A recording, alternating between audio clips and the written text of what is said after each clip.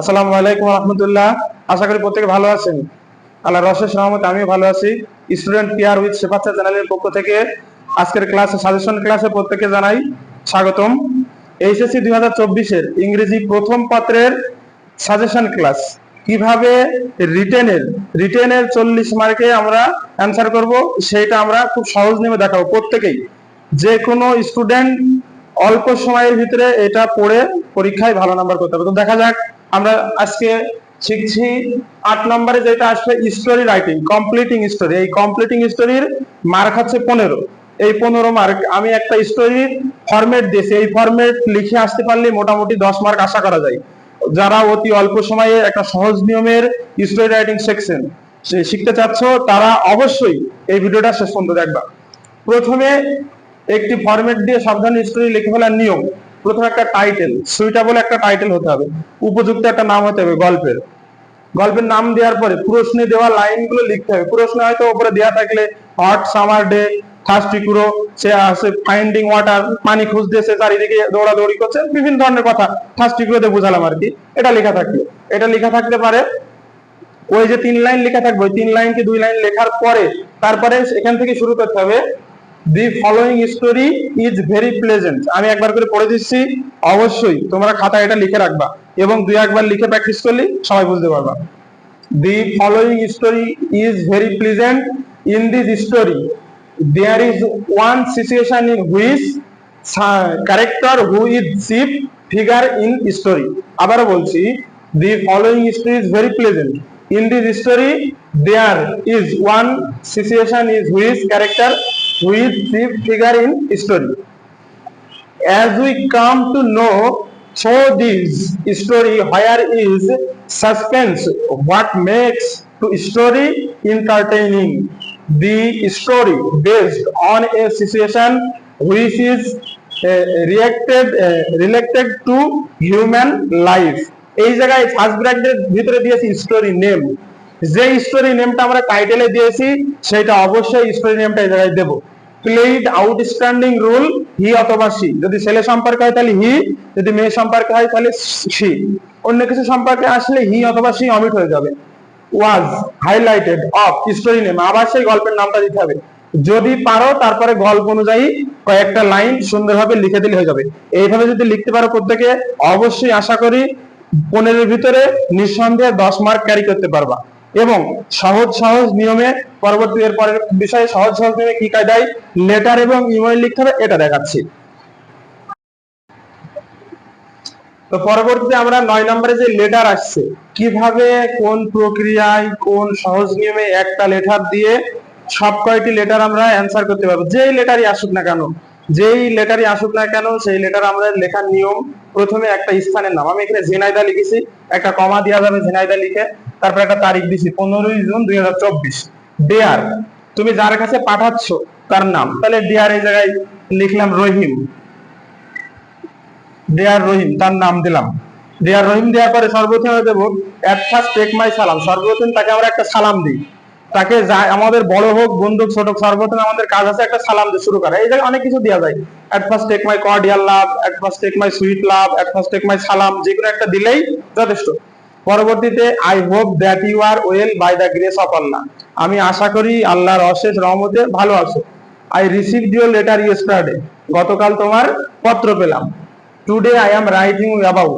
আজকে লিখছি। এইবার কোন সম্পর্কে, এই জায়গায় ডট ডট ডট ডট দেওয়া আছে, এই জায়গায় 1-2 লাইন লিখতে হবে।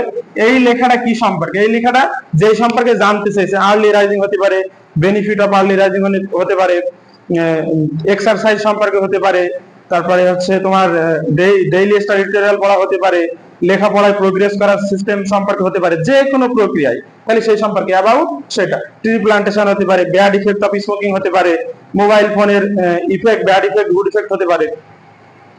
এটা লেখার পরে পরবর্তীতে নো মোর টুডে, আজ আর নাই, গিভ মাই সালাম টু ইউর প্যারেন্টস। আমার সালাম জানিয়ে তোমার পিতামাতাকে। এন্ড লাভ টু ইয়ঙ্গার, এবং ভালোবাসা রইল ছোটদের প্রতি।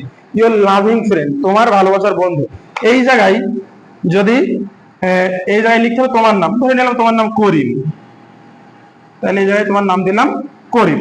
তাহলে ইউর লাভিং ফ্রেন্ড। দেখো, যদি পিতার কাছে সন্তান লেখে তাহলে সেই ক্ষেত্রে তার পিতাকে লাভিং ফ্রেন্ড বলে সম্বোধন করা যায় না, তাহলে ইউর অ্যাফেকশন সন, আপনার সন্তান, এটা লিখতে হবে। এটা ভুল করে কিন্তু অনেকে। আচ্ছা, যেটা লেটারের মূল আলোচ্য বিষয় সেটা হচ্ছে একটা যে খাম, এই খাম না হলে উড়ো বেনামি পত্র হয়ে যাবে, ওটা আবার ফিরে আসবে। তাহলে এই খাম একটা থাকতে হবে। ফ্রম টু স্টাম্প, এই জায়গায় স্টাম্প লেখা লাগবে। এখানে ফ্রম, ফ্রম মানে হচ্ছে তোমার ঠিকানা, টু, টু মানে হচ্ছে যে পাবে। তাহলে ফ্রম, ফ্রমে আসছে হচ্ছে করিম, তোমার ঠিকানা করিম। আর টুতে আসছে রহিম, টুতে রহিম। এই পিও, পিওতে হচ্ছে পোস্ট অফিস। এই পোস্ট অফিস না দিলে গ্রাম, জেলা, উপজেলা, দেশ, মহাদেশ যাই দাও না কেন, পোস্ট অফিস না দিলে চিঠি যাবে না, কারণ চিঠি যায় ডাকে।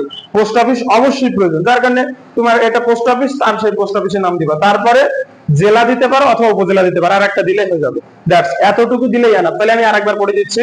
প্রথম স্থানের নাম, তারপরে যে ডেটে লেখছো সেই ডেটের তারিখ, যার কাছে লেখছো তার নাম লেখার পরে at first take my salam, I hope that you are well, by the grace of Allah I received your letter yesterday, today I am writing you about dot dot, যেই সম্পর্কে বলেছে সেই সম্পর্কে।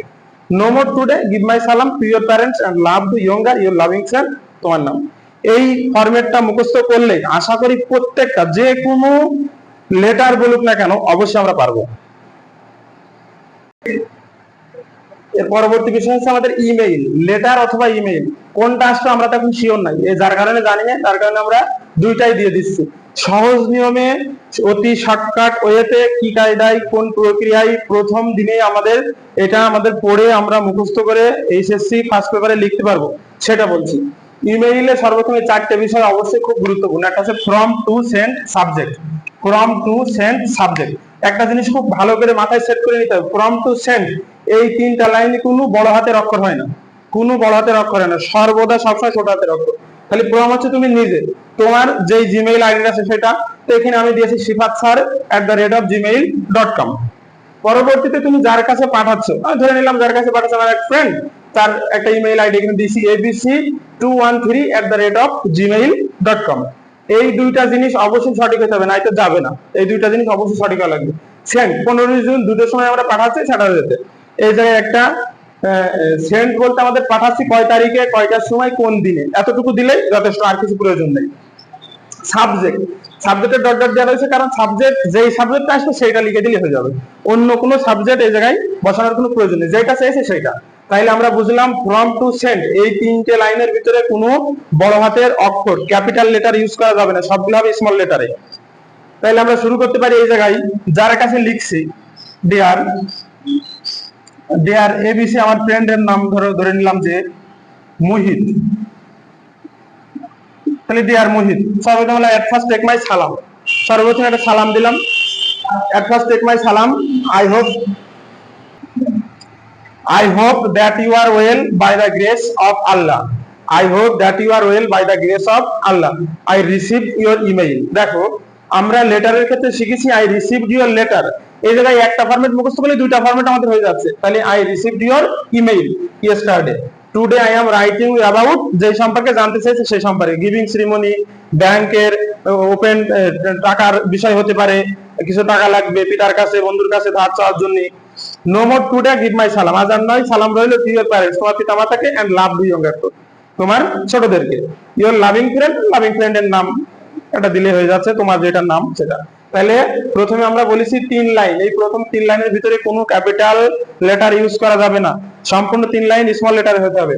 পরবর্তীতে তুমি যার কাছে লিখছো তার নাম দিয়ে একটা কমা, এট ফার্স্ট টেক মাই সালাম এটা তো পড়েই দিলাম, পরবর্তী লাভিং ফ্রেন্ড দিয়ে তোমার নাম সর্বশেষ। আশা করি প্রত্যেকে ভিডিওগুলো দেখে উপকৃত হয়েছেন, এবং এইচএসসি সর্বশেষ 24 পর্যন্ত যতগুলো সাবজেক্ট আছে ধারাবাহিকভাবে প্রত্যেকটা সাবজেক্টের ক্লাস আপলোড দেওয়া হবে, সেই পর্যন্ত চ্যানেলের সাথেই থাকবেন। যারা চ্যানেলটিকে সাবস্ক্রাইব করেননি অবশ্যই চ্যানেলটিকে সাবস্ক্রাইব করে নেবেন। সবাইকে অনেক অনেক ধন্যবাদ, আল্লাহ হাফেজ।